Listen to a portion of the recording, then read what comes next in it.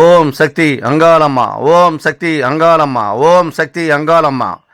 உலகம் பிறக்கும் முன் ஒரு நாழி முன் பிறந்தால், கலியுகம் பிறக்கும் முன் கால் நாழி முன் பிறந்தால், சூரியன் சந்திரன் இல்லாத நாட்டிலே முந்தி பிறந்தால், மூவரை ஈண்டெடுத்தால், செத்து பிழைத்தால், சிவனுக்கே பாரியானால், மாண்டு பிழைத்தால், மறுரூபமான மாயசக்தி எங்கள் ஆதிசக்தி, எங்கள் அங்காள பரமேஸ்வரி. சிவசிவ என்கிற தீவினையாளர், சிவசிவ என்றிட தீவினை மாலும், சிவசிவ என்றிட தேவரும் ஆவார், சிவசிவ என்னை சிவகதிதானே. ஐந்து கரத்தனை யானை முகத்தினை இந்திரன் இளம்பரை போலும் ஏற்றினை, நந்தி மகந்தனை ஞானக் கொழுந்தினை புந்தியில் வைத்தடி போற்றுகின்றனே. நீங்கள் பார்த்துங்கிறது உலக புகழ்பெற்ற 51 சக்தி பீடங்களில் முதன்மை பீடமாக இருக்கின்ற மேல்மலையனூர் அங்காள பரமேஸ்வரி தான் நீங்கள் பார்த்துருக்கீங்க. ஊஞ்சல் தாலாட்டம்மன், மாதம் அமாவாசை ஊஞ்சல் தாலாட்டம்மன். இந்த அம்மா தான் ஊஞ்சல் தாலாட்டில் ஆடி பாடி சந்தோஷப்படுத்துகிறோம். அதான் நீங்கள் பார்த்துருக்கீங்க. இந்த மாதம் புரட்டாசி அமாவாசை, அதாவது புரட்டாசி அமாவாசைனா மாவழி அமாவாசைன்னு சொல்லுவாங்க. அந்த மாவழி அமாவாசையில் தான் பித்தர்களுக்கு தர்ப்பணம் கொடுக்குறது எல்லாமே இந்த மாதத்தால் தான். 15 நாட்கள், அதாவது மாதம் அமாவாசைக்கு தான் பித்தர்களுக்காக நம்ம கொடுக்க வேண்டியது இருக்குன்னு சொல்லிகிட்ருக்கேன். ஆனால் இந்த மாதம் புரட்டாசி அமாவாசை என்னென்னா அந்த பௌர்ணமியிலேருந்து கணக்கு. பௌர்ணமியிலேருந்து பிரதமை, துதியை, திருதியை, சதுர்த்தி, பஞ்சமி, சப்தமி, அஷ்டமி, நவமின்னு சொல்லிட்டு ஏகாதசி, இப்படி 15 திதிகள் வரும். அந்த 15 திதிகளும் நம்ம கூடவே இருப்பாங்கன்னு சொல்லிட்டாங்க. பித்ருக்கள் நம்ம கூட தான் வருவாங்க. அந்த 5 நாளும் இருக்கிறாங்க. அதனால் 5 நாளும் அவங்களுக்காக விரதம் இருந்து நம்ம வழிபட்டு வந்தால் பித்ருக்கள் தோஷங்கள் நீங்கும். இந்த 5 நாளுமே அவங்களுக்காக விரத வழிபாடு பண்ணுறது புரட்டாசி மாதம் மிக சிறப்பான மாதம்னு சொல்லிட்டு சொல்கிறாங்க. நீங்கள் பார்த்துக்கிறது விநாயகர் சதுர்த்தி அன்று விநாயகருக்காக நம்ம பூஜை பண்ணது தான். விநாயகர் சதுர்த்திக்கு எதுவுமே நான் கொடுக்கல. அதுதான் நான் கொடுத்துட்ருக்கேன். இங்கே பாருங்கள், அவருக்கு விநாயகர் அருகம்புல் விநாயகர், அருகம்புல்லே அவருக்கு மாலையாக கோத்து போட்டால் போதும். ஏன்னா இப்போ எளிமையாக இருக்கின்ற விஷயங்கள் தான். எதுவுமே நீங்கள் ஆடம்பரமாக செய்ய தேவையில்லை. அம்மனுக்குன்னு எடுத்திங்கன்னா வேப்பிலையே நீங்கள் தோரணமாக கட்டி மாலையாக போட்டால் போதும். விஷ்ணுவுக்கு இந்த துளசி அப்படின்னு சொல்லுவாங்க, துளசியை கட்டி மாலையாக போடலாம். விஷ்ணுவுக்கு எல்லாமே அற்புதமாக இருக்கும். விஷ்ணு பார்த்திங்கன்னா அப்படியே படுத்த படுக்கையாக இருப்பார். அந்த இடத்துல போனீங்கன்னா சத்தம் போடக்கூடாதுன்னு சொல்லுவாங்க. தேங்காய் கூட உடைக்க மாட்டாங்க. அவருக்கு தேங்காய் உடைக்காமே என்ன பண்ணுவாங்கன்னா அதாவது உடைச்ச தேங்காவை தான் வச்சு படைப்பாங்களாம். ஏற்கனவே உடைச்சிருவாங்க. அதை தான் படைக்கணுமா. அவர் தூங்குறத டிஸ்டர்ப் பண்ணக்கூடாதுன்னு சொல்லிட்டு சொல்லுவாங்க. நிறைய ஐதீகம் இருக்குது. அதே மாதிரி ஒவ்வொருத்தருக்குமே நம்ம இஷ்டப்பட்டு நமக்கு பிடிச்ச மனமுள்ள, அதாவது பார்த்திங்கன்னா சிவனுக்கு வில்வ இலையே நீங்கள் படைச்சா போதும். எதுவுமே நீங்கள் காசு கொடுத்து வாங்கணும்னு அவசியம் இல்லை. அதனால தான் அந்த காலத்திலே இதெல்லாம் நாளைக்கு விற்கிற மாதிரி இருக்குன்னு தான் இதெல்லாம் கொடுத்துருக்குறாங்க. விற்காத பொருள் என்றைக்குமே அவங்களுக்கு நம்ம மனமுருகி செஞ்சால் போதும். அவங்கள தொடச்சி க்ளீன் பண்ணி அந்த இடத்துல பூஜைகள் பண்ணாவே போதுமானது. உங்கள் கையில் என்ன கிடைக்குதோ அதை வச்சு படைக்கலாம். அதான் பாருங்கள், ஆட்டம் பாட்ட சந்தோஷத்தோடு வந்துட்டுருக்காங்க. விநாயகர் பூஜைகள் இது மலையனூர்லேயே விநாயகர் பூஜை செஞ்சோம். அங்கே இருந்த தெருவுலேயும் பார்த்திங்கன்னா விநாயகர், எக்கச்சக்கமான விநாயகர். ஒவ்வொரு தெருவுக்கும் இப்போ விநாயகர் இருக்குது. அதுக்கு முன்னாடி பார்த்திங்கன்னா விநாயகர் சிலைன்னு பார்த்தா ஒரே ஊருக்கு ஒன்று தான் இருக்கும். அது நல்லா பிரம்மாண்டமாக வச்சு அதுக்கு பூஜைகள் போட்டாங்க. இன்றைக்கி பார்த்திங்கன்னா தெருவுக்கு விநாயகர் ஆகி போச்சு. எல்லா இடங்கள்லையும், எல்லா ஊர்களையும் இன்றைக்கி எல்லாருக்குமே ஒரு ஆச்சரியமாக இருக்குது. என்னடா இது விநாயகர் இந்தளவுக்கு தெருவுக்கு விநாயகர் ஆகிட்டார், முக்கூட்டு விநாயகர் அப்படி இருக்கிறாரு. எல்லா இடத்துக்குமே பலம் தர மாதிரி விநாயகர் இன்றைக்கி வந்துட்டுருக்காரு. இந்த விநாயகர் புராணம்ன்ற ஒரு கதையே இருக்குது. விநாயகருக்கு ஏன் இந்த மாதிரி தலை வந்ததுன்ற ஒரு காரணம்லாம் இருக்குது. அம்மனுடைய அழுக்கிலிருந்து உருவாக்கப்பட்டவர் தான் விநாயகர் காவல் தெய்வமாக பிடிச்சி வைக்கிறாங்க. அப்போ ஈஸ்வரன் வரும்போது உள்ளே விட மாட்டார். அப்புறம் அவர் இப்போ வாக்குவாதம் பேசிட்டு என்ன பண்ணுவார், என்னையே உள்ள அனுமதிக்கலையே சொல்லிட்டு கோவத்தோடு போயிட்டு தான் என்ன பண்ணுவார், வதம் பண்ணுறதுக்காக விஷ்ணு எல்லாருமே அனுப்புவார். விஷ்ணு தான் அதை அவருடைய தலையை வீழ்த்திடுவார். அதுக்கப்புறம் தான் அம்மா என்னுடைய பாலகன், நான் உருவாக்கப்பட்டவன், இவனை நீ எப்படி அழிக்கலாம்னு சொல்லும்போது தான் இது வடக்கே போகும்போது என்ன உருவத்துடைய தலை கிடைக்குது அதை எடுத்து வச்சுருக்கேன்னு சொல்லிட்டு வைப்பாங்க. அப்படி வரும்போது தான் யானையுடைய தலையை எடுத்து விநாயகருக்கு வச்சுருவாங்க. அதுதான் விநாயகர் முழு முதற் கடவுளாக எல்லாருமே ஏற்றுக்கிறாங்க. ஏன்னா அம்மா ஆணையுடைறாங்க சொல்கிறாங்க. எல்லாருக்குமே விநாயகர் தான் முழு கடவுளாக ஏற்றுக்கிட்டு நீங்கள் வழிபட்டு வந்தீங்கன்னா எல்லாமே சிறப்பாக இருக்கும்னு சொல்லிட்டு, அதனால தான் இன்றைக்கி பார்த்திங்கன்னா நிறைய பேர் விநாயகர் வழிபடாமல் எந்த ஒரு சாமியும் கும்பிட மாட்டாங்க. ஃபஸ்ட்டு பிள்ளையார் சுழி போட்ட பிறகு தான் அப்புறம் கும்பிடுவாங்க. நீங்கள் பார்த்துங்கிறது வந்து இப்போ பார்த்தீங்கன்னா மேல்மலையனூரில் வந்து என்ட்ரன்ஸ் உள்ளே நுழையும் போதே என்ன ஆகுதுன்னா பூசணிக்காய், எலுமிச்சம்பழம், தேங்காய் அதெல்லாம் சுற்றி போட்டு உடைக்கிறத நீங்கள் பார்த்துட்ருக்கீங்க. இந்த மாதிரி வந்தீங்கன்னா கோயிலுக்கு வந்தீங்கன்னா ஃபஸ்ட்டு இது மாதிரி சுற்றி போடுற பழக்கத்தை வச்சுக்கணும். அதிலே பாருங்கள் வந்து பூசணிக்காய் இருக்குது, எலுமிச்சம்பழம் எல்லாருக்குமே. நாங்கள் வந்து இது மாதிரி கொமுட்டிக்காய், ஊமத்தங்காய், கோழியிலேருந்து எல்லாமே சுற்றி போட்டு காவு கொடுத்து அதுக்கப்புறம் தான் உள்ளே போனோம் கோயில் உள்ளே. ஏன்னா நம்ம பல பிரச்சனையோடு தான் வந்திருப்போம். எந்த கஷ்டத்துக்காக வந்திருக்கோம் நமக்கு தெரியாது. நிறைய பிரச்சனைகள் நமக்குள்ளே ஓடிக்கிட்டு இருக்கோம். அது எல்லாமே இந்த இடத்துல விடுதலை ஆகணும்னா முதல்ல இந்த மாதிரி ஒரு பழக்க வழக்கத்தை வச்சுங்க. நிறைய பேர் பார்த்தீங்கன்னா நீங்களே சுற்றி போட்டுட்டு அவங்களே உள்ளே போகிறாங்க.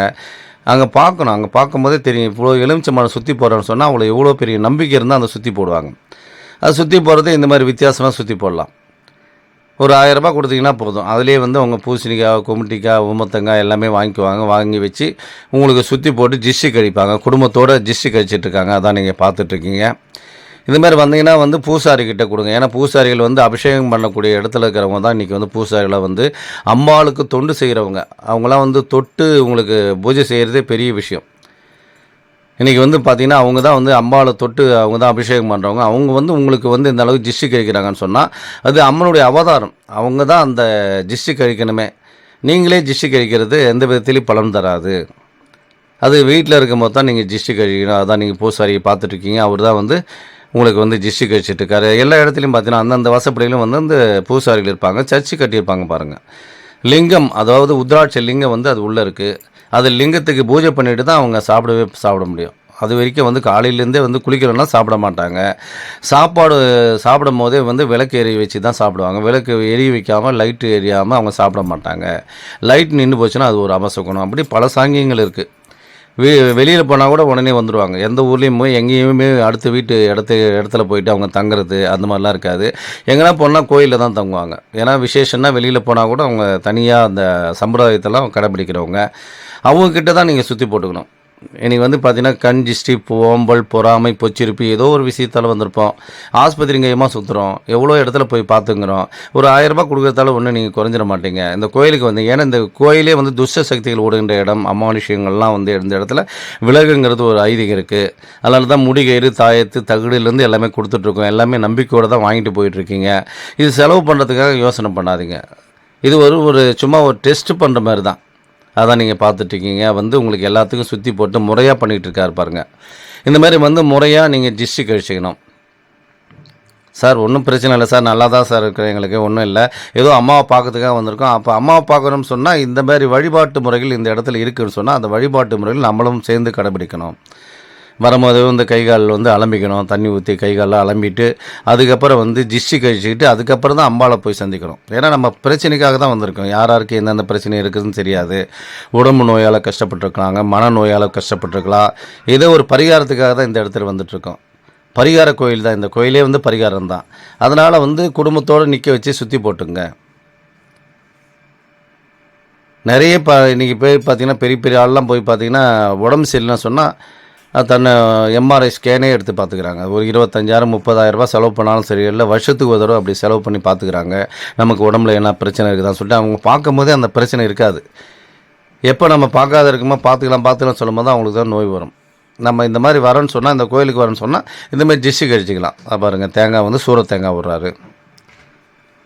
பூசணிக்காவை சுற்றி போடுறது. பூசணிக்காய் வந்து எப்படின்னு சொன்னால் ஒரு நரபலியே கொடுக்கறதுக்கு உண்டான செம்மம்மா. ஒரு தேங்காவை சூர தேங்காய் விடுறது வந்து உங்களுக்கு வந்து என்னென்னா நம்மளுடைய எல்லா கஷ்டங்களும் தீருன்றதுக்காக தான் சூர தேங்காய் விடுறது. அதான் நீங்கள் பார்த்துட்டீங்க. சூர தேங்காய் விடுறாரு. அடுத்து எலுமிச்சம்பழம்லாம் வந்து ஒரு 3 கோழிகளுக்கு சமன்னு சொல்லுவாங்க. ஒவ்வொன்றுத்துக்கும் ஐதீகம் இருக்குது. பூசணிக்காய் வந்து இதே வந்து திருடக்கூடாதுன்னு கூட ஒரு கணக்கு இருக்குது. நீங்கள் கேள்விப்பட்டிருக்கலாம். பூசணிக்காய் திருடுனா அது வந்து ஒரு சாபம். ஏன்னா பூசணிக்காய் வந்து அதுவே ஒரு சாபத்தில் தான் ஒருத்தர் அரக்கன் வந்து வாங்கியிருக்கான்.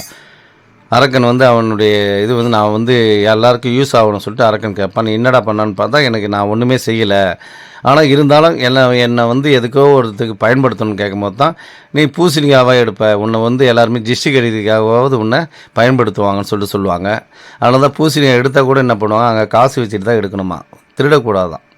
அதனால தான் இன்றைக்கி பார்த்தீங்கன்னா பூசணிக்காய் அப்படியே வச்சுட்டு போயிடுவாங்க. பூசணிக்காய் எடுத்தால் அது சாபம். அது பல புராண கதைகள்லாம் நீங்கள் தெரிஞ்சவங்களுக்கு ஒரு சிலருக்கு தெரியும், தெரியாதவங்களுக்கு அதை பற்றி இல்லை. அது மாதிரி இதெல்லாம் தேவக்கனிகளை வச்சு நம்ம சுற்றி போடும் போது பாருங்கள், உடம்பு ஃபுல்லாக வந்து சுற்றி கடிப்பார். அந்த உடம்புல இதே மாதிரி தான் வீட்டில் சுற்றி போட்டாலும் சரி, வீட்டை அப்படி ஃபுல்லாக செவுரு ஃபுல்லாக சுற்றிட்டு வரணும். சுற்றிட்டு வரும்போது அதனுடைய ஈர்ப்பு தன்மையானது, அதனுடைய துஷ்ட சக்தியினுடைய தன்மையை வந்து இதை ஈர்த்துக்குமா. இந்த மாதிரிலாம் பழைய புராணங்கள், பழைய கதைகள்லாம் நீங்கள் கேட்டிங்கன்னா தான் உங்களுக்கு தெரிய வரும். நிறைய விஷயங்கள் தெரிஞ்சுங்க. அதுக்காக தான் நாங்கள் சுற்றி போடுறோம். சுற்றி போடும்போது நீங்களே சுற்றி போடுறதுல ஒரு பிரயோஜனமும் ஆகாது. அதனால் குடும்பத்தோடு சுற்றி போட்டுங்க. பாருங்கள், சுற்றி போட்டாங்க, ஒரு 1000 ரூபா கொடுத்தீங்கன்னா அவங்களே பொருள் எல்லாமே வாங்கிக்குவாங்க. நீங்கள் எந்த பொருளும் நீங்கள் வாங்க தேவையில்லை. நம்ம வந்துக்கிறதே இதுக்காக தான், இந்த பிரச்சனைக்காக தான் வந்திருக்கிறோம். ஒரு வண்டி வாங்கினா கூட ஒரு ஜிஸ்டி கிடைக்கிறதுக்காக கோயிலுக்கு வருவாங்க. வண்டி டிராக்டராக இருக்கட்டும், பஸ்ஸாக இருக்கட்டும், இல்லை 2 வீலராக இருக்கட்டும், எது வாங்கினாலும் சரி, ஒரு அம்மனுடைய கோயிலுக்கு போயிட்டு பூஜை பண்ணிவிட்டு அதுக்கப்புறம் தான் ஓட்டுவாங்க. இது எல்லாமே வந்து என்னென்னா, அது காவு கொடுக்குற பூஜையை வந்து நம்ம வச்சுக்கணும். எவ்வளோ பெரிய ஆச்சரியமான விஷயங்கள்லாம் நடந்துகிட்ருக்கு. அமானுஷ்ய சக்திகள் இருந்துகிட்டு தான் இருக்குது. நம்மளை ஒன்று நல்ல சக்திகள் எந்த அளவுக்கு இருக்குதுன்னு நினைக்கிறோமோ அதேமாதிரி கெட்ட சக்திகளும் இருந்துக்கிட்டு தான் இருக்குது. நீங்கள் பொறாமல் பொச்சிருப்பு, ஒரு வண்டி வாங்கிட்டா கூட பொறாமல் பொச்சிருப்பு, போகிற இடத்துல அடிபடுது. அதுக்காக தான் அந்த பரிகாரங்கள் எல்லாமே பண்ணிக்கிறது காரணமே. அதனால் இங்கேயே எடுத்துன்னு வருவாங்க. நிறைய புது புது காரெல்லாம் வந்துட்டு வாங்கிட்டு வராங்க. வாங்கிட்டு வரவங்க இங்கேயே பரிகாரம் பண்ணிக்கிறாங்க. அதான் நீங்கள் அதை தாண்டி போகிறாங்க பாருங்கள். இந்த மாதிரி வந்து இந்த கோயிலுக்குன்னு வந்தால் ஒரு சில ஐதீகம் இருக்குது. அந்த ஐதீகத்தை முறையாக பின்பற்றணும். ஒவ்வொரு வாசப்படியிலும் பூசாரிகள் இருக்கிறாங்க, அரவாணிகள் இருக்கிறாங்க. அரவாணிகள்லாம் வந்து அற்புதமானவர்கள். அதாவது பார்த்திங்கன்னா ஆணும் பெண்ணும் கலந்த ஒரு கலவையாக இருக்கிறாங்க. அவங்ககிட்டலாம் வந்து நம்ம வந்து சுற்றி போட்டுக்கிறது நல்லது. அவங்களுக்கு வந்து வயிறார சாப்பாடே போடலான்னு சொல்கிறாங்க. கூட்டின்னு போய் சாப்பாடு போட்டிங்கன்னா அவ்வளோ நல்லாயிருக்கும். அதான் அம்மனுக்கு வந்து அளவு பொறுத்து நீங்கள் பார்த்துட்ருக்கீங்க. இது பேய் பிசாசு, பில்லி சூனியம், ஏவல், செய்வனை கோளாறு அப்படின்னு இருக்கிறவங்களுக்கு சாமியை ஃபஸ்ட்டு வர வச்சு வாக்கு கேட்டுட்டு அதுக்கப்புறம் அந்த பேயை ஓட்டிட்டு அதுக்கப்புறம் அம்பாளை இறக்குவோம். ஒரு சிலர் பார்த்திங்கன்னா இப்போ அம்பாள் வந்துட்டு இருக்காங்க, கட்டில் இருப்பாங்கன்னு சொல்லுவாங்க. நிறைய பேர் பார்த்திங்கன்னா அம்மா வந்துட்டு இருந்தாங்க சார், இப்போ இடையில் வந்து கட்டு விழுந்துருச்சு. கட்டு விழுந்தாலும் என்னாச்சுன்னா எனக்கு வந்து பல பிரச்சனைகள் வீட்டில் வந்து தொந்தரவுகள் இருக்குது, பல கஷ்டங்கள் இருக்குது. வீட்டிலே என்னை வந்து ஒரு மாதிரியாக நாங்கள் ஃபீல் பண்ணுறோம். அம்மா இருந்த வரைக்கும் பல அறிகுறிகள்லாம் தென்பட்டுச்சு. இப்போ வந்து அம்மா இல்லாத வரைக்கும் எனக்கு வந்து எதுவுமே தெரியல. ஒரு அமானுஷ்ய சக்தியானது நம்ம உடம்புலே இல்லைன்னு சொல்லிட்டு நிறைய பேர் வராங்க. ஏன்னா நம்மளுடைய வீடியோ பார்த்துட்டு என்ன பண்ணுறாங்க, அம்மா வந்து இருக்கிற வரைக்கும் உங்களுக்கு நல்லாயிருக்கும். எப்போ நீங்கள் வீட்டில் ஆளுக்கு ஆள் ஒன்று ஒன்று திட்டிங்கன்னா அம்மாவை நம்மளை விட்டு விலகிடுவாங்க. கட்டுங்கிறது இல்லை. வீட்டில் ஆளுக்கு வந்து அம்மாவை பேச ஆரம்பித்தா அம்மாவுக்கு கோபம் தாங்காமல் அம்மா வீட்டை விட்டு வெளியே வந்துடுவாங்க. வீட்டில் இருக்கிற வரைக்கும் உங்களுக்கு நல்லபடியாக ஒரு சில விஷயங்கள் நல்லதெல்லாம் கொடுத்துட்டு இருப்பாங்க. ஆனால் வீட்டை விட்டு வெளியே வந்துட்டாங்கன்னு சொன்னால் அவங்களுக்கு வந்து தொந்தரவுகள், உடல் வியாதி, மனவியாதி, கைகால் பிரச்சனை, உடம்பு அடித்து போட்ட மாதிரி இருக்கும். நிறைய விஷயங்கள் நடக்கும் அவங்களுக்குள்ளே வந்து. அதுக்கப்புறம் தான் நம்ம அம்மா இருந்த வரைக்கும் நல்லா இருந்தோமே, இப்போ வந்து ஏன் நமக்குள்ளே இவ்வளோ பிரச்சனை நடந்துட்டு இருக்குன்னு சொல்லிட்டு திருப்பியும் அம்மாவை நம்ம மேலே வரணும் அப்படின்னு சொல்லிட்டு வராங்க. அதில் பார்த்தீங்கன்னா இப்போ அவங்கள கூப்பிட்டு கேட்கும்போது பேச முடியாது. வாய் கட்டு போட்டிருக்கும். கட்டு போட்டு அவங்க பேச முடியாமல் நிற்பாங்க. சாமி மட்டும் ஆடுமே தவிர கட்டு போட்டதால் அவங்களால பேச முடியாத சூழ்நிலை இருப்பாங்க. அதுக்கப்புறம் அவங்கள உட்கார வச்சு கட்டு உடச்சி அதுக்கப்புறம் அம்பாள் வர வைக்கிறோம். அவங்க மேலேயே வந்து எத்தனை அளவு வேணும்னு சொல்லிட்டு அம்மா கேட்டு போகிறோம். இந்த கட்டு உடச்சி அளவு போகிறது வந்து 5000 ரூபாய் வாங்குகிறோம். 5000 ரூபாய் வாங்கி அதிலே அளவும் போட்டுருவோம். அளவு போட்டுருவோம். இல்லைன்னு சொன்னால் அவங்களுக்கு விரதம் வச்சு அனுப்பிச்சி விடுவோம். ஒரு 11 நாள் விரதம் வச்சு மறுபடியும் திருப்பி அம்மனை வர வச்சு அளவு போடுவோம். எத்தனை அளவு கேட்குறாங்களோ அத்தனை அளவும் நீங்கள் நிரந்தரமாக போட்டுங்க. 3 அளவு கேட்டாங்கன்னா 3 அளவு போட்டுங்க. 5 அளவு கேட்டால் 5 அளவு, 9 அளவு கேட்டால் 9 அளவு, எத்தனை அளவு அம்மா இருக்கணும்னு கேட்குறாங்களோ அத்தனை அளவும் போட்டுங்க. ஏன்னா அமானுஷ்ய சக்தி நமக்குள்ளே இருக்கணும். நமக்குள்ளே இருந்தால் நல்லது. அமாவாசைக்கு பார்த்தீங்கன்னா கும்பலாக வந்துட்டுருக்காங்க. ஒரு 10 பேர் அப்படியே, ஒரு 5 பேர் அப்படியே கேங்காக வராங்க, அளவு போட்டுக்கிறாங்க. எல்லா மேலேயும் அம்மா ஆடிக்கிட்டு இருக்காங்க. அவங்க எல்லாமே பார்த்துருக்கேன். அமாவாசை அன்றைக்கி பார்த்தீங்கன்னா கேங்காக வராங்க. ஒரு 5 பேர் 6 பேர் நாங்கள் தான் உட்காந்து அவங்களுக்கு வந்து நிறைய ஒரு சிலருக்கு வந்து அளவு போட்டுட்ருக்கோம். காலையிலே ஒரு 10 மணிக்குள்ளே வந்தீங்கன்னா 10-11 மணிக்கெலாம் வந்தீங்கன்னா கோயில் உள்ளே இதே இடத்துல தான் உட்காந்துட்டு இருப்போம். உட்காந்து ஒவ்வொருத்தருக்குமே அம்மாவை வர வச்சு அளவு போட்டு அனுப்பிச்சி விட்றோம். மற்ற நாளில் ரெகுலராக பார்த்துருக்கோம். அமாவாசை அன்றைக்கி ஏன்னா கூட்டங்கள் அதிகமாக இருக்குன்றதால நாங்கள் உள்ளே உட்காரதில்ல. ஒரு 10-11 மணி வரைக்கும் வந்து பார்த்தீங்கன்னா அன்னபூரணி சன்னதிக்கு எதிர்க்க வந்து ஒரு கிணறு மாதிரி இருக்கும். அந்த அன்னபூரணி எதிர்க்க வந்து பார்த்திங்கன்னா ஒரு கிணறு மாதிரி ரவுண்டாக இருக்கும். அதில் தான் உட்காந்து நாங்கள் அளவு போடுறதுலேருந்து அம்மா வர வைக்கிறது, பேய் ஓட்டுறது, எல்லா வேலைகளும் பார்த்துருக்கோம். நிறைய பேர் வந்து அமாவாசை அன்றைக்கி செய்கிறீங்களா கேட்குறீங்க. அமாவாசை அன்றைக்கி நாங்கள் செய்கிறதில்ல. அமாவாசை அன்றைக்கி வரவங்களுக்கு வந்து அளவு போடுறது, அதுதான் பார்ப்போம். அருள்வாக்கு கூட அன்றைக்கி சொல்கிறதில்ல. ஏன்னா அவ்வளோ கூட்டம் நிறைய இருக்கும். எக்கச்சக்கமான கூட்டங்கள் இந்த இடத்துலாம் பார்த்திங்கன்னா ஒரு 20-30 பேர் அப்படியே சூழ்ந்த மாதிரி இருக்கும். நம்ம எதுக்காக வந்திருக்கிறோம், என்ன பிரச்சனைன்னு தெரியாது. அதனால் அமாவாசை அன்றைக்கி வந்தீங்கன்னா அருள்வாக்கெலாம் கேட்க முடியாது. அதனால் அடுத்த நாள் கேட்டுக்கலாம். அமாவாசை கழிச்சு மறுநாள் வந்து இருந்து நீங்கள் கேட்டுட்டு போகலாம். அமாவாசை ஊஞ்சல் தாலாட்டு முடிஞ்சு மறுநாள் காலையில் 6 மணிக்கே வந்துடுவோம். 6 மணிக்கு வந்தோம்னா உட்காந்து அம்மனுக்கு என்னென்ன தெரிஞ்சுக்கணுமோ, உங்களை வீட்டு என்னென்ன பிரச்சனை இருக்குதோ அதை பற்றி எல்லாமே நம்ம கேட்டு தெரிஞ்சுக்கிட்டு அதுக்கப்புறம் ஒரு நாள் பரிகாரம் பண்ணலாம். பாருங்கள், வரும்போதே ஆடிட்டு வந்துட்டு இருக்கு பாருங்கள். அங்கேருந்து வந்துக்கிட்டே இருக்கிறாங்க, அவங்க மேலே அப்படியே சாமி ஆடிக்கிட்டு இருக்கு பாருங்கள். அந்த மாதிரி வந்து அமானுஷ்ய சக்திகள் வீட்டுக்கு ஒரு அங்காளமாக இருந்துகிட்ருக்காங்க. வீட்டுக்கு வீடு பார்த்திங்கன்னா ஒரே டைமில் பார்த்தீங்கன்னா 2-3 பேர் ஆடுறாங்க. அவங்கவுங்க மேலேயும் வந்து ஒரு முனீஸ்வரன் இருக்கிறார். ஒரே வீட்டில் பார்த்தீங்கன்னா அந்த அம்மா மேலே வந்து அங்காளமாக இருக்கிறாங்க. ஒரே வீட்டில் தெய்வங்கள் அப்படி நிறைஞ்ச மாதிரி இருக்கிறாங்க. இதெல்லாம் பார்க்கும்போது எங்களுக்கே ஆச்சரியமாக இருக்குது. அதனால் தெய்வ சக்தியை வந்து இப்போ எல்லாருக்குமே தேவை. இந்த கலியுகத்துக்கு வந்து பிரச்சனைக்கு வந்து தெளிவு தெரியும்னா அங்காளனுடைய அருள் அவங்கள வந்து கேட்டால் தான் தெரியும். அதான் நீங்கள் பார்த்துட்ருக்கீங்க, அம்மா ஆடிக்கிட்டு இருக்காங்க. அதனால் வந்து இந்த கோயிலுக்குன்னு ஒரு சில சக்திகள் இருக்குது. அந்த சக்தியை நம்ம வந்து முறையாக பயன்படுத்திக்கணும். பேய் ஓட்டுறது வந்து இந்த இடத்துல வந்து பிரபலமாக இருக்குது. நிறைய பேர் பேய் பிசாசு அமானுஷ்ய சக்தியால் பாதிக்கப்பட்டு நிறைய பேர் வெளியில் பார்த்துட்ருக்கீங்க. 10 வருஷம் 20 வருஷமாக நம்ம இப்போ வந்த பிறகு தான் தெரிய வருது. நிறைய பேர் சார் நான் அங்கங்கே போய் பார்த்துட்டேன் சார், 5 இடம் பார்த்தேன் சார், 10 இடம் பார்த்து சார் சொல்லிட்டு அதிகமான நான் பார்த்ததே அந்த அளவுக்கு செலவுகள் நிறைய பண்ணிட்டேன் சார் அப்படின்னு சொல்லிட்டு ஆச்சரியமாக இருக்குது அவங்களுக்கு எல்லாமே. இந்த இடத்துல வந்து அவ்வளோ சீக்கிரமாக போயிடுது. அதான் நீங்கள் பார்த்துருங்க. கட்டு உடைக்கிற சக்கரங்கள் தான் போட்டிருக்கேன் பாருங்கள். இதில் தான் வந்து உட்கார வச்சு கட்டு உடைப்போம். அவளை வந்து இந்த சக்கரத்தில் உட்கார வச்சு அருகம்புல்லேருந்து வேப்பிலையிலேருந்து எடுத்துகிட்டு வந்து பூசணிக்காய் எல்லாமே எடுத்துகிட்டு வந்து உட்கார வச்சு அவங்களுக்கு வந்து கட்டு உடைச்சோம்னு சொன்னால் அம்மா வந்துடுவாங்க.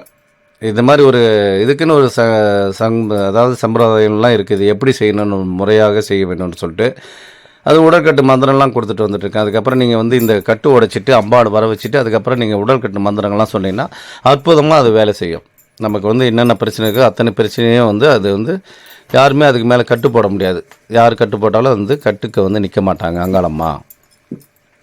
அதனால் முறையாக வந்து அம்மாவை வந்து அளவு போகிறத வந்து கேட்டு தெரிஞ்சுக்கலாம். அதான் நீங்கள் பார்த்துருக்கீங்க. எல்லாமே மயான இடத்துல இருக்கிறவங்க, மயான காலியில் இருந்து அவங்க வந்து சுற்றி போகிறவங்க எல்லாருமே எந்த அவதாரம் எடுத்திருக்காங்க பாருங்கள். இந்தமாதிரி அவதாரம் எடுக்கணும்னா அந்த இறைவனுடைய அருள் இருந்தால் மட்டும்தான் அவதாரம் எடுக்க முடியும். இல்லைனா எல்லாரும் அவதாரமும் எடுத்துட முடியாது. அதுக்காக தான் அவங்க படைக்கப்பட்டவங்க, அதுக்காக தான் இருந்துகிட்ருக்காங்க. அவங்க கையால் சுற்றி தான் போட்டுட்டு போகிறாங்க. எவ்வளோ பேர் பாருங்கள். அமாவாசைக்கு வந்த எக்கச்சக்கமான கூட்டங்கள். அமாவாசை டைமில் இந்த மாதிரி கூட்டங்கள் எக்கச்சக்கமாக இருந்துகிட்டு இருப்பாங்க. இந்த இடத்துல தான் பரிகாரங்கள்லாம் பண்ணுறோம். இந்த இடம் தான் சுடுகாடு. இங்கே தான் அந்த பிணம் எரிக்கிறதே எல்லாமே இந்த இடத்துல தான். இந்த இடத்துல திஷ்டி கழிக்க முடியுமா? அன்றைக்கி வந்து சக்கரங்கள் போட்டு உட்கார வைக்க முடியாது. அதனால தான் வந்து அமாவாசை டைமுக்கு வராதிங்க. அமாவாசை டைமில் வந்தீங்கன்னா இதுமாரி ஒரு சில ஏமாற்று பேர் வழிகள் இருக்கிறாங்க. அவங்க இட்டுன்னு போயிட்டு சக்கரங்கள் போட்டு உட்கார வச்சு ஓட்டுற மாதிரி ஓட்டுவாங்க. வெளியூர் நபர்கள்லாம் வந்துட்டுருக்காங்க. பம்போடு கையிலேருந்து பார்த்தீங்கன்னா வெளி ஆட்கள்லாம் வந்துட்டுருக்காங்க. அதனால் இங்கே வரும்போதே கேட்கலாம், நீங்கள் மலையனூர் பூசாரிகளா, மலையனூர் கோயிலே தான் இருக்கிறீங்களா? ஏன்னா நாங்கள் எங்களை வந்து எப்போ வேணாலும் நீங்கள் பார்க்கலாம். பார்த்துட்டு உங்கள் பிரச்சனை என்னன்னு கேட்டுக்கலாம். அதுக்கப்புறம் நீங்கள் வந்து மறுநாள் வந்து பார்த்திங்கன்னா இருக்க மாட்டாங்க. அவங்க அமாவாசைக்கு மட்டும்தான் ஒரு சிலர்லாம் வராங்க. அதனால் யாருமே வந்து கேட்டு தெரிஞ்சுக்கிட்டு செய்யுங்க. என்னை வந்து ஆலோசனை கேட்டேன்னா நிச்சயமாக சொல்வேன். அந்த நபர்கிட்ட செய்யலாம் செய்யக்கூடாதுங்கிறது விஷயங்களும் நாங்கள் சொல்கிறோம். அதனால் முறையாக பயன்படுத்துங்க. மறுபடியும் திருப்பி வந்தால் எங்களை வந்து இதான் நீங்கள் கேட்குற மாதிரி இருக்கும். ஏன்னா நிறைய பேர் வருவாங்க. சாமியார்னு கேட்டுக்கிட்டால் பார்த்தீங்கன்னா எக்கச்சக்க சாமியார்கள் வெளியிலேருந்துலாம் வந்துட்டுருக்காங்க. அவங்கள யாரையும் நம்ம வர வேணாம்னு சொல்ல முடியாது. எப்படி பக்தர்கள் எந்த மாதிரி வெளியிலேருந்து வராங்களோ அதேமாதிரி சாமியார்களும் வந்துட்டுருக்காங்க. அவங்களே நிறைய கேஸ்லாம் இட்டுன்னு வராங்க. கேஸ் இட்டுன்னு வந்து அவங்களே செஞ்சுட்டு போகிறாங்க. ஒரு அமானுஷ்ய சக்திகள் கெட்ட சக்திகள் போகணும்னு சொன்னால் இந்த இடம் வந்து பண்ணுறது நல்லது.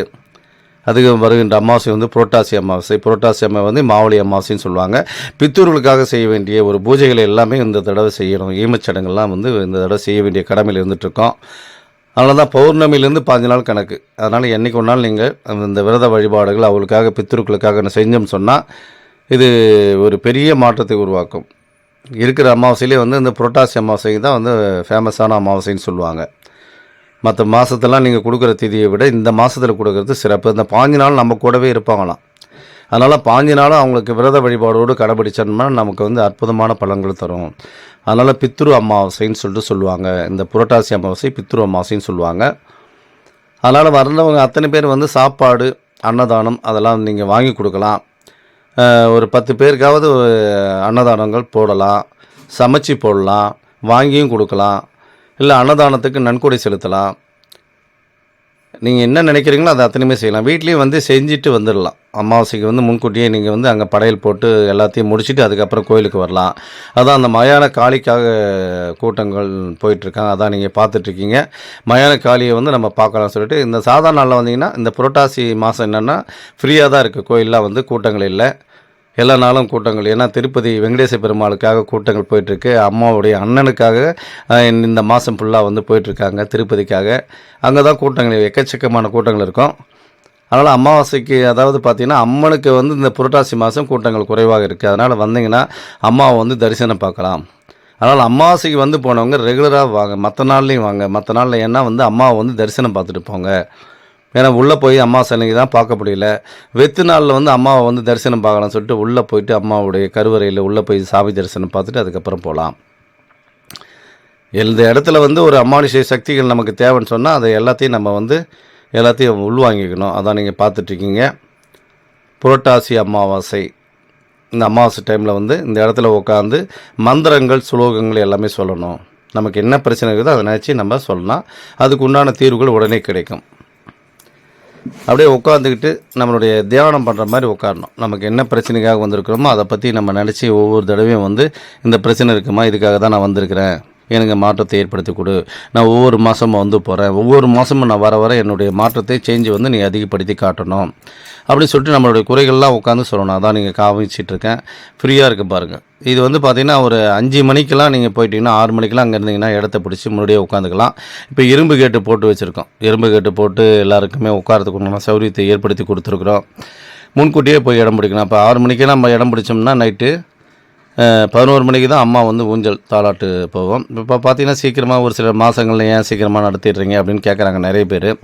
ஏன்னா மழையின் வரும் காரணமாக மழை கிழ பெஞ்சு என்ன பண்ணுறது, கூட்டங்களை கலையணுமே. ஏன்னா கூட்டங்களாக்கு எக்கச்சக்கமான கூட்டங்கள் வந்தபடி இருக்கிறாங்க.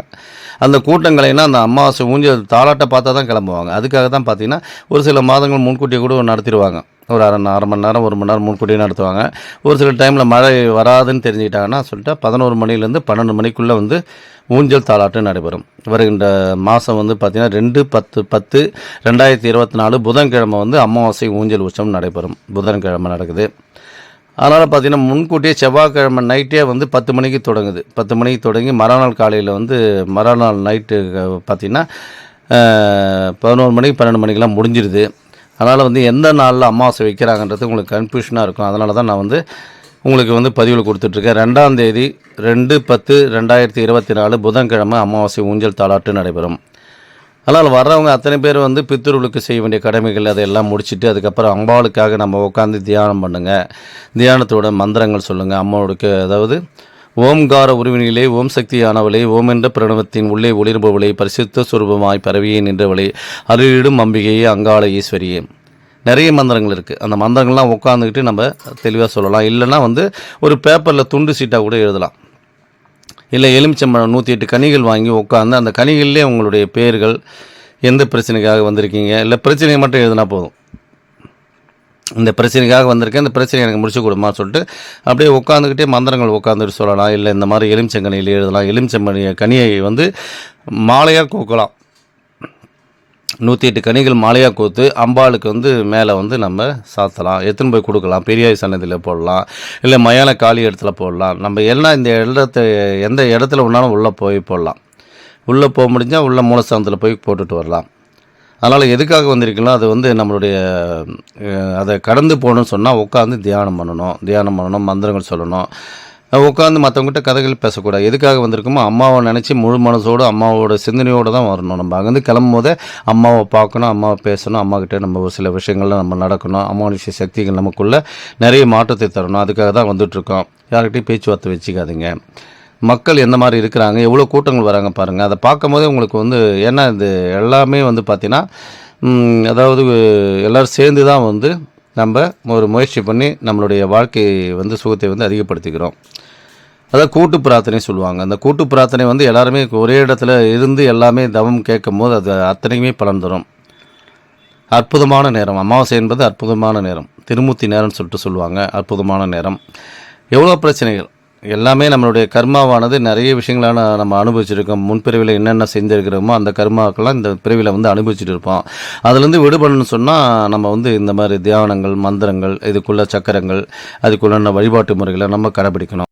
மகாபாரத போர் பார்த்திங்கன்னா பீமனுக்கும் துரியோதனனுக்கும் வந்து சண்டை நடக்கும். சண்டை நடக்கும்போது என்ன பண்ணுவாங்க, 2 பேரும் பெரிய ஒரு போரே நடந்துகிட்ருக்கோம். அப்போ வந்து பீமன் வந்து துரியோதனை அடித்து கொள்ளும் போது அடிக்க முடியாது, அவர் சாவடிக்க முடியாத சூழ்நிலை இருக்கும். அப்போ வந்து இவர் கிருஷ்ணர் என்ன சொல்லுவார்னா, தொடையை தட்டி காமிப்பார். தொடையை தட்டி காமிச்சு அதில் வந்து அடித்தா தான் அவனுடைய உயிர் போகும்னு சொல்லிட்டு சிக்னல் காமிப்பார். அதுக்கப்புறம் தான் வந்து அவன் தொடையை அடிப்பான். பீமன் தொடையை அடிக்கும் போது அடித்து அவனை வந்து படுக்க வச்சுருவான். படுக்க வச்சு கொத்து உயிரும் குலையுருமாக இருப்பான் துரியோதனன் வந்து. அப்போ வந்து அவனை சாவாமல் அப்படி இருக்கிறான். இவர் வந்து பார்க்குறாரு கிருஷ்ணர் வந்து, என்ன காரணம், ஏன் அவனுடைய உயிர் இன்னும் பிரியாமல் இருக்குது, காரணம் என்னன்னு சொல்லிட்டு யோசனை பண்ணும்போது அவனுடைய 3 கேள்விகள் இருக்குது. அவனுடைய 3 கேள்விக்கு வந்து பதில் கிடைக்கல. அதாவது நம்ம வந்து ஏன் நம்ம வந்து இது வந்து போர் நடத்தாமே இருந்தால் நடந்திருக்குமே, ஏன் போர் நடத்தணும். அவங்க என்ன கேட்டாங்க, பஞ்சபாண்டவர்கள் வந்து நாட்டில் பாதி வந்து கொடுங்கன்னு கேட்டாங்க, அதையும் நம்ம கொடுக்கல. ஒரு கிராமத்தையாவது கொடுங்கன்னு சொன்னாங்க, அதையும் நம்ம கொடுக்கல. ஒரு சின்ன அதாவது ஒரு குண்டூசி கூட தரமாட்டேன்னு சொல்லிட்டு அவங்க சொல்லிவிடுவாங்க. அப்போ அதனால தான் போர் நடக்குது, இதெல்லாம் கொடுத்துருந்தா இந்த போர் நடந்திருக்காதோ அப்படின்னு சொல்லிட்டு சொல்கிறான். அப்போ வந்து கிருஷ்ணரை பார்த்து சொல்கிறான், சரி நான் சுற்றி வந்து சுற்றுச்சுவரை வச்சுருந்தா என்ன பண்ணியிருப்பேன் அப்படின்னும் போது, நான் நகுலனை விட்டு அவனை, ஏன்னா நகுலன் வந்து ஒரு வீரன், அதாவது குதிரை வந்து படையில் வந்து அவர் பயங்கர வீரனான், அடித்து அந்த சுற்றுச்சுவரையை நான் உடைச்சிருப்பேன் அப்படின்னு சொல்லிட்டு சொல்கிறார். சரி, ஓகே. அப்போ அது பார்த்தீங்கன்னா துரோணாச்சாரியர் வந்து அவர் வந்து சாவுறாரு. அவருடைய பையனான அசுவத்தாமனை வந்து நாங்கள் போர்படை தளபதியாக வச்சுருந்தா நீங்கள் என்ன பண்ணியிருப்பீங்க அப்படின்னு சொல்லிட்டு கேட்குறாரு. அப்போ கிருஷ்ணன் சொல்கிறார், அசுவத்தாமனை நீங்கள் வந்து போர்படை தளபதியாக அறிவிச்சிருந்தீங்கன்னா தர்மரை வந்து நான் தூண்டி விட்டு அவருக்கு வந்து அதிக பிரச்சனையை உருவாக்குற மாதிரி, டென்ஷன் ஆகிற மாதிரி கொண்டு வந்திருப்பேன். அவர் பார்த்தாவே அவர் கண்ணாலே எரிஞ்சிருவாங்களாம். தர்மருக்கு வந்து அந்த பார்க்கக்கூடிய சக்தி, எரிக்கக்கூடிய சக்தி தர்மகிட்ட இருக்குதான். சரி, அடுத்தது 3வது கேள்வி சொல்கிறாரு, நான் பிதுரூரை வந்து அனுப்பிச்சிருந்தா நீங்கள் என்ன பண்ணியிருப்பீங்கன்னு. பிதுரூரை அனுப்பிச்சிருந்தேன்னா நானே போர்க்குளத்தில் நேரடியாக நின்று அவரை வீழ்த்திருப்பேன்.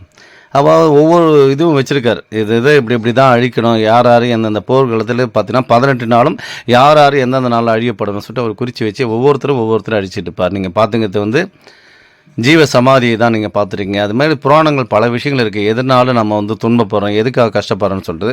அதுமாதிரி ஜீவ சமாதி இருக்குது பாருங்கள், சன்னமுனி சித்தருடைய ஜீவ சமாதி தான் நீங்கள் பார்த்துட்ருக்கீங்க. அதனால் உட்காந்தோம்னா நம்ம வந்து இந்த சித்தர்கள் இந்த இடத்துலலாம் வந்து அதனுடைய சித்தர்கள் மந்திரம் தான் நம்ம கொடுக்குறது. இப்போ நம்ம மந்திரங்கள்லாம் வந்து சித்தர்கள் எழுதப்பட்ட ஓலைச்சுவடியில் எழுதப்பட்ட மந்திரங்கள் அதை தான் நம்ம கொடுத்துட்ருக்கோம். சமஸ்கிருதம் சொல்ல தெரியாதான் நம்ம தமிழ் மந்திரங்கள் கொடுத்துருக்கோம். ஏன்னா சமஸ்கிருதம் நானே படிக்கிறதில்ல, சமஸ்கிருதம் சொல்கிறதில்ல, இருந்தாலும் அதை ட்ரை பண்ணிகிட்ருக்கேன். சமஸ்கிருதத்துலேயும் அதில் வந்து மந்திரங்கள் நல்ல மந்திரங்கள் இருக்குது. தமிழ் மந்திரங்களே கொடுத்துருக்காங்க, திருமூலர் எழுதியது, வள்ளலார் எழுதியது, எக்கச்சக்கமான மந்திரங்களாக இருக்குது. அது இப்போ வருங்காலத்தில் நம்ம பயன்படுத்துகிற இடத்துல வந்துட்டுருக்கோம். ஏன்னா அவங்க பயன்படுத்தி தான் சித்தர்கள் ஆகியிருக்காங்க. அதனால் நம்ம சித்தர்கள் ஆகணும்னா, நம்மளுடைய பிரச்சனைகள் தீரணும்னா அவங்களுடைய மந்திரத்தை பயன்படுத்தினா போதும். அவங்களுடைய சித்தர்கள் கொடுத்த மந்திரத்தையும் நம்ம பயன்படுத்தினாவே போதும், நம்மளுடைய பிரச்சனைகள் எல்லாமே விடுபடும்.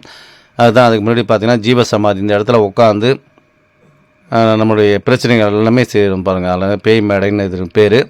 அதுக்கு முன்னாடி கூட்டங்கள் வராத டைமில் அந்த கேட்டுலாம் கிடையாது. கேட்டு இல்லாத போது நாங்கள் என்ன பண்ணோம், பேய் பிசாசு பிடிச்சவங்கள இங்கே வந்து படுக்க வைப்போம். படுக்க வச்சாவே அதனுடைய சேட்டைகள் பிரச்சனைகள்லாம் வெளியே வர ஆரம்பிச்சிடும்.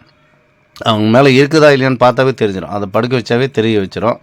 இன்றைக்கி நிறைய பேர் வந்து பேய் பிசாசு, பில்லி, சூனி, ஏவல்லாம் பிரச்சனையோடு வந்துட்டுருக்காங்க. அதுக்கு முறையான அருள்வாக்கி கேட்டு அவங்களுக்கு பிரச்சனைக்கு உண்டான தீர்வுகள் தான் சொல்லிகிட்ருக்கேன், கொடுத்துட்ருக்கேன். நிறைய பேர் இன்றைக்கி வந்து பரவாயில்ல சார், இங்கே வந்து போனதுன்னு நிறைய மாற்றங்கள் நடந்துடுது, இப்போ நல்லா இருக்கிறோன்னு சொல்லிட்டு நிறைய பேர் சொல்கிறாங்க. அதெல்லாம் எங்களுக்கு வந்து ரொம்ப பெருமையாக இருக்குது. நம்மளும் வந்து இறைப்பணியோடு சேர்ந்துட்ருக்கோம். இந்த கோயிலுடைய தலைமை பூசாரின்னு சொன்னால் பல பதிவுகள் கொடுக்கணும் தான், உங்களுக்கு உண்மையான பதிவுகள்லாம் நான் கொடுத்துட்டு வந்துட்டுருக்கேன். இங்கே அமானுஷ்ய சக்திகள்லாம் எங்கெங்கே இருக்குது, என்ன இதுன்றது வந்து போனவங்களுக்கு அத்தனை பேருக்கு தெரியும். சாமியார்கள்லாம் நிறைய பேர் வந்து போயிட்டுருக்காங்க. இங்கே நிறைய வேண்டுதல் என்னென்ன வச்சாலும் அத்தனை வேண்டுதலும் இந்த இடத்துலேருந்து கிடச்சிடும். அதனால் வந்து இந்த வீடியோவை பார்த்துட்ருக்கீங்க, புதுசாக தான் பார்க்குறீங்கன்னு சொன்னால் உங்களை நாங்கள் அழைக்கிறோன்னு அர்த்தம்.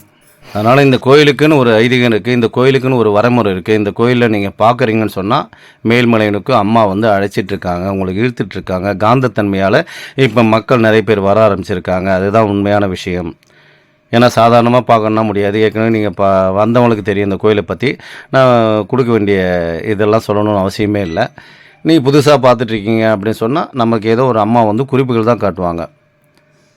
அது கனவுல தான் வருவாங்க. ஒரு சில ஜீவங்கள்லாம் வந்து தெய்வங்கள்லாம் பார்த்தீங்கன்னா கனவுலே காட்சி தருவாங்க. அவருடைய சுயரூபம் எப்படி இருக்குன்னு நிறைய பேர் பார்த்துருக்கேன். எங்ககிட்டே சொல்லுவாங்க, சார் நான் உள்ளே வந்து எப்படி அந்த அம்பாவை பார்த்தேனோ அதே மாதிரி என்னுடைய கனவுல வந்தாங்க சார்.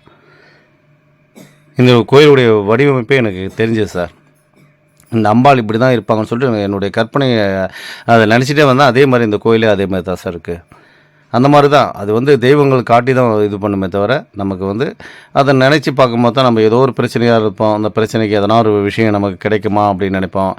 தெய்வத்துடைய அணுகுறது நமக்கு கிடைக்கணும், நமக்கு வந்து கஷ்டப்படுறோம், ஒரு அமானுஷ்ய சக்திகள் நம்மளை வந்து ஆட்டி படைச்சிட்ருக்கு, அதிலேருந்து விடுதலை ஆகணும்னு நினச்சிக்கிட்டே இருப்போம். அப்போ பார்த்திங்கன்னா நம்மளோட வீடியோ வரும். அப்போ தான் ஏதோ ஒரு விஷயங்கள் நமக்கு சொல்ல வராங்க. அம்மா வந்து ஏதோ தெய்வம் வந்து நமக்கு சொல்லுது, நான் உங்களை பார்த்துருக்க மாட்டேன், நீ எங்களை பார்த்துருக்க மாட்டீங்க, அந்த மாதிரி தான் இருக்கும். ஒரு தெய்வங்கள் சொல்லுதுன்னு சொன்னால் இந்த மாதிரி தான் இருக்குது. அதே மாதிரி பார்த்தோன்னா வந்து நான் ஒரு சென்னைக்கு போயிருந்தேன். சென்னைக்கு போகும்போது பார்த்திங்கன்னா ஒரு நண்பரை சந்தித்தேன். அவங்க வீட்டில் போய் சந்திக்க வேண்டிய சூழ்நிலை வந்தது. அப்படி சந்திக்கும் போது அவர் வந்து அந்த அம்மனுடைய படமாக வரைஞ்சி வச்சுருந்தார்.